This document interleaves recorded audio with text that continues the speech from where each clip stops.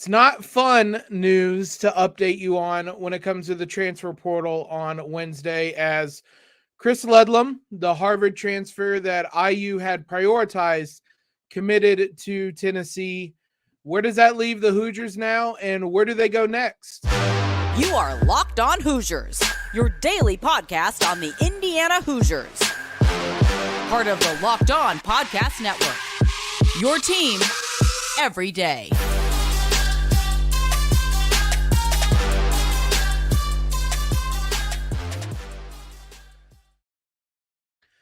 What is up, everybody? Welcome into the latest episode of Locked On Hoosiers, your one and only daily one-stop shop for everything IU athletics. I'm your host, as always, Jacob. I want to thank you guys for making us your first listen or your first watch every single day. Or if you're tuning in on the live stream, it was very impromptu. It was very last minute, but I thought we would go live.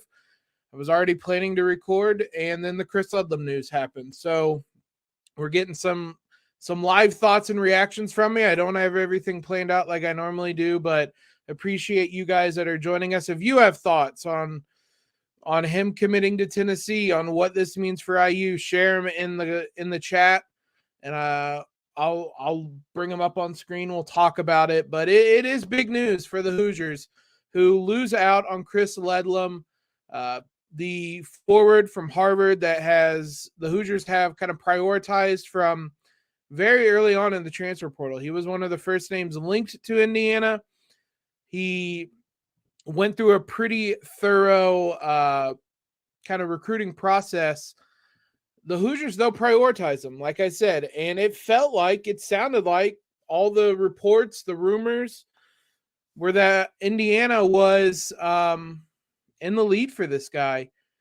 Alas, as the Hoosiers athletic program has done before, they lost a big lead to Tennessee. And on Wednesday, he announces on his Instagram that he has committed to Tennessee. He took a visit there. He was there last weekend, I believe on Friday and Saturday, and then Sunday he was at St. John's. The Hoosiers were his first visit, and he was there with Khalil Ware. For whatever that mattered,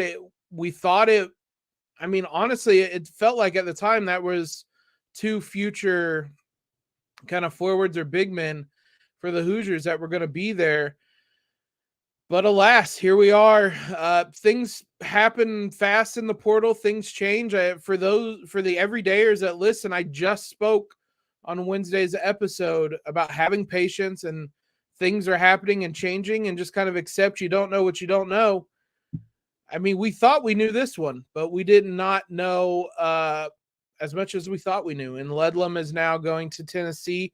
Look, this is a loss. There isn't any other way to kind of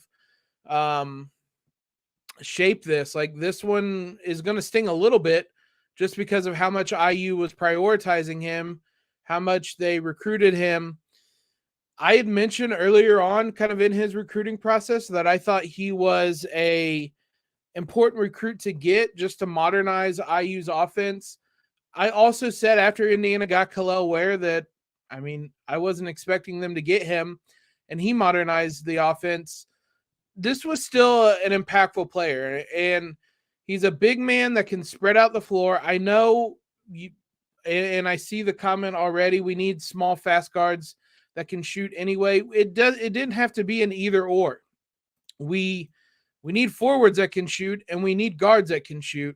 There are fewer forwards that can shoot than there are guards that can shoot. So I think Ledlum was important in that regard. I would say he maybe not as important after getting Khalil Ware, because that kind of spread some things out and decluttered the offense and opened up the paint a little bit. But you can never have too many wings, too many forwards that can shoot.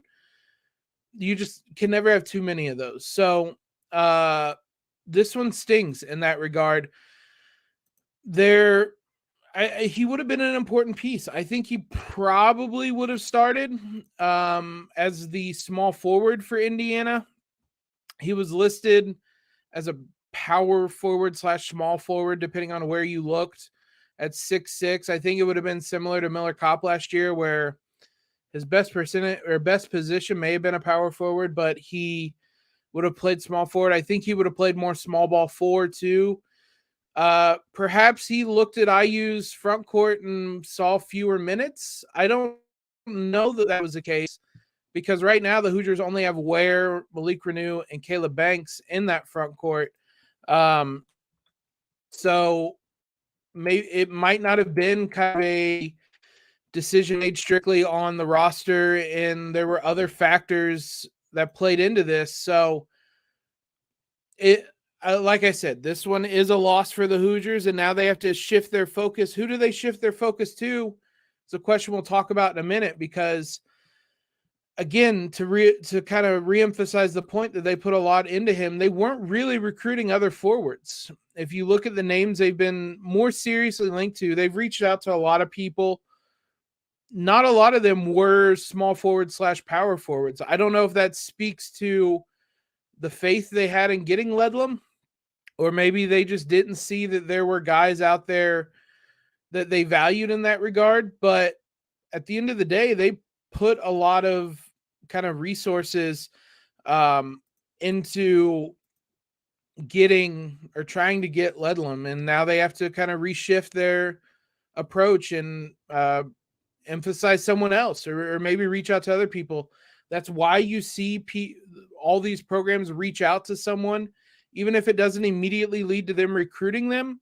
Just making that initial contact and say, hey, we're interested. We might, there might be something here, even if it doesn't immediately lead to something. Peyton Sparks is the other one. Thank you for that. I knew I forgot someone. He's also in the front court.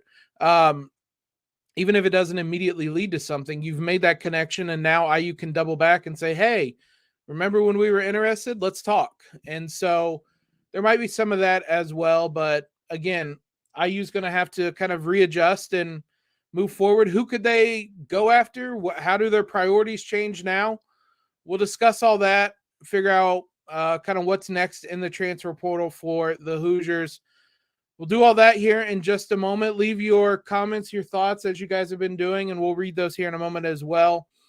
First, I want to talk to you about Built Bar. Something exciting is coming to Built.com on April 22nd. I don't have all the details yet, but the excitement is real, and it is something you won't want to miss. If you know how Built works, they have the most incredible protein bars in the world, and they do these amazing flavor drops with unreal flavors in limited quantity. So mark your calendars and head to Built.com on Saturday, April 22nd, to be one of the first to discover what all the hype is about.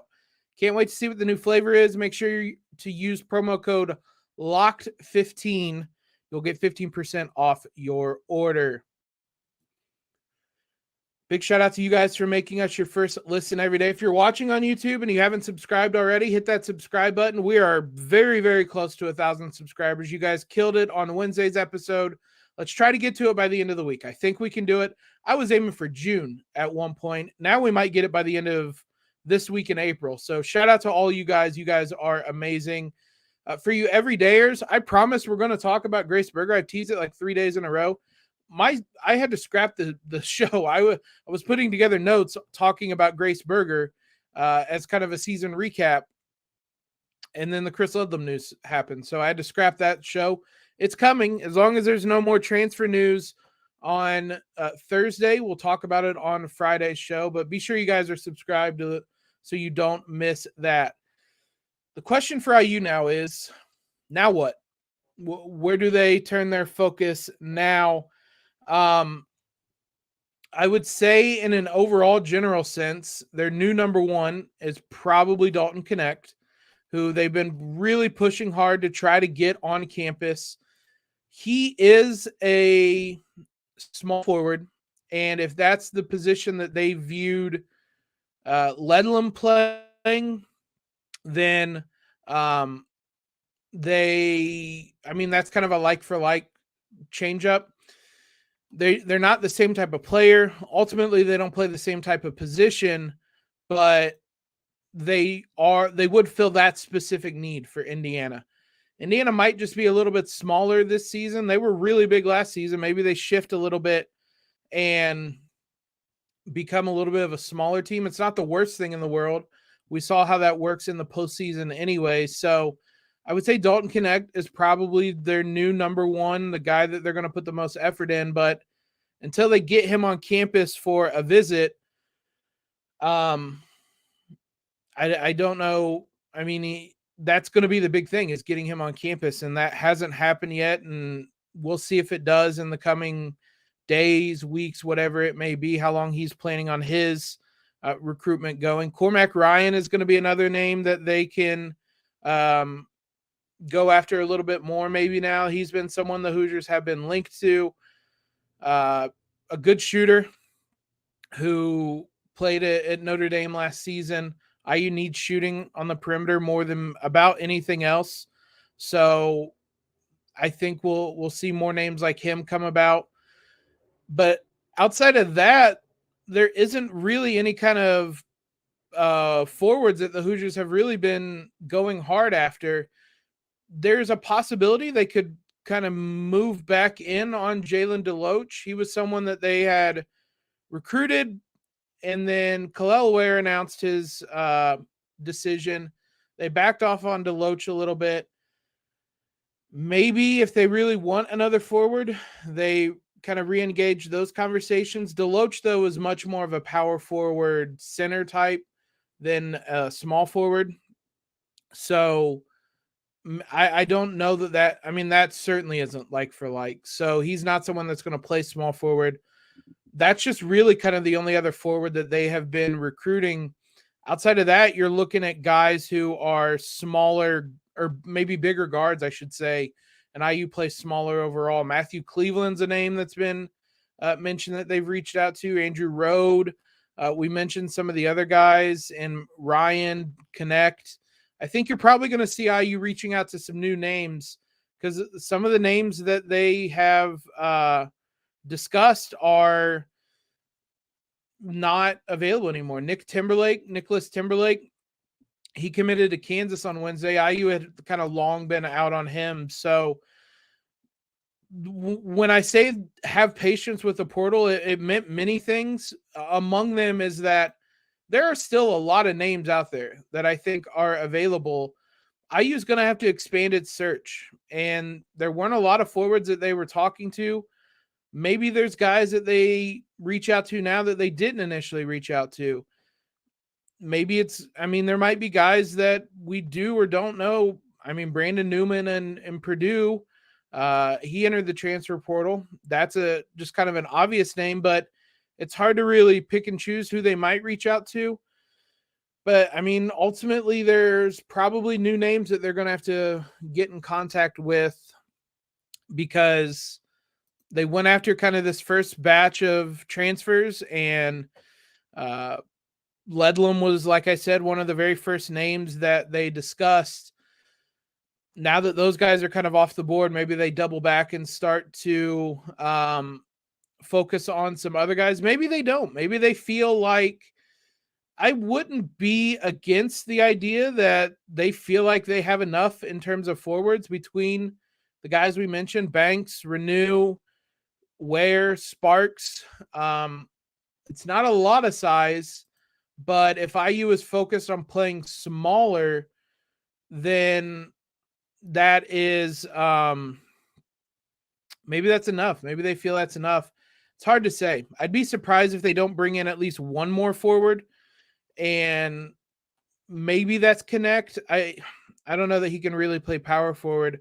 I think you bring in someone that can be more of a 3-4, 4-3 type of player, and try to land someone like that. But there just aren't a lot of those guys IU's been connected to. So we'll see if that, like I said, we'll see if that changes.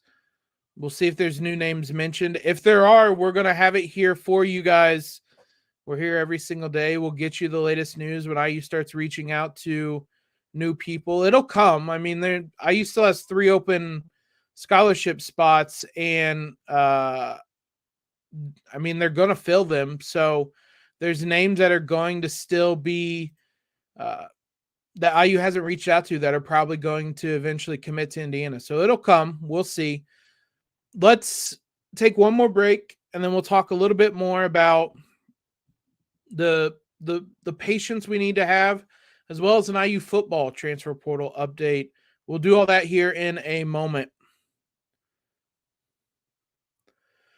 As I mentioned, I made note of this. I think I mentioned it already. Nicholas Timberlake did commit to Kansas just to close the book on his recruitment. IU had pretty long ago fallen out of kind of his top handful of schools. So not shocking that he didn't, he never took a visit with anyone or with Indiana, I should say. I believe Jakai Newton will surprise a lot, potentially, and maybe there's freshmen that will come in and make an impact. I don't think Jakai Newton probably has the size that he's listed 6'3", so he's not someone that's going to play really the small forward position. Maybe Indiana's just going to be a bunch of small guards this year and 3 guards, 2 kind of centers, and play that way. I don't know. It might be out of necessity if they can't find any more forwards to play for the team, but there are guys out there. Hakeem Hart from Maryland is in the transfer portal. We mentioned Newman. There are guys still out there that could make an impact on this team that Indiana could still reach out to and whatnot, but that's why you need patience. That's why, and I mean, today shows we don't really know what's going on in the transfer portal as much as we think we do. We don't really know. This is just like recruiting prospects out of high school. Things change rapidly. It's a bunch of kids who are making life-altering decisions, and so things can change quickly. And we saw that today. It seemed like IU was in the lead, and then suddenly, boom, he goes to Tennessee. So we don't know what we don't know, and we just kind of have to accept that. And I still think there are probably names that are going to enter the portal that are going to be impactful. There's domino effects that happen all the time. I don't specifically know this, but it's situations like Ledlum going to Tennessee. Maybe somebody at Tennessee now thinks, hey, where are my minutes going to come from? They enter the portal. There's kind of effects like that. Guys that entered the NBA draft that are only focused on that right now, maybe they enter the portal. They have until May 11th to enter the portal. So there's still a lot of time. That's many more weeks that they can do that before there is any sort of decision that needs to be made. Talking about Newton, he's coming off an injury as well. He is. There was actually a really good story in the Indianapolis Star for those of you that are subscribed to it about his injury recovery. I think IU fans will really like just the person Newton is. Seems like a really great kid. Excited to get him on campus. Hopefully he can fully bounce back and from that injury. I know he played about half his season last year. Hopefully he'll be ready. I mean, he's on the court. He'll spend the summer in Bloomington getting healthy and strong again, because he said at one point, immediately after the injury, he couldn't bend his knee. So like his knee was immobilized. He was on crutches for a while. So there's some rehab that has to come along with that, but he sounds like an explosive athlete, and I'm excited to see him on campus. And like I said, if IU is looking to play smaller this year, and maybe it's Trey Galloway you play as a 3 and you have another open guard spot, there's a lot of guys who could step into that, whether it's Gabe Cupps, who we talked about earlier this week, Jakai Newton, CJ Gunn. I very easily could have a big season next season. There's a number of guys who could step in and make an impact for the Hoosiers still, but I am confident that they're going to have other guys that commit as transfers in the coming weeks. We just may not know who it is yet. Football transfer portal news. The football transfer portal is opened back up. There's kind of a summer portal after spring camp. Unfortunately, Travell Mullen entered the portal. If that name sounds familiar, it's because he's the younger brother of Taiwan Mullen. I was a little surprised by this. It seemed like others may not have been, now that Taiwan's gone, that he entered the portal and is going elsewhere. Fair enough. If he wanted to come here and spend time with his brother, like, I'm not going to like shame him or anything for that, but that's again another loss. He was a 4-star recruit, and the Hoosier secondary had a lot of question marks around it. Mullen was one of the guys I think a lot of people thought might step up and be a more impactful player, if not a starter this upcoming season. That's out the window now. We'll see how involved Indiana gets in the transfer portal. They have a pretty big hole in the secondary now.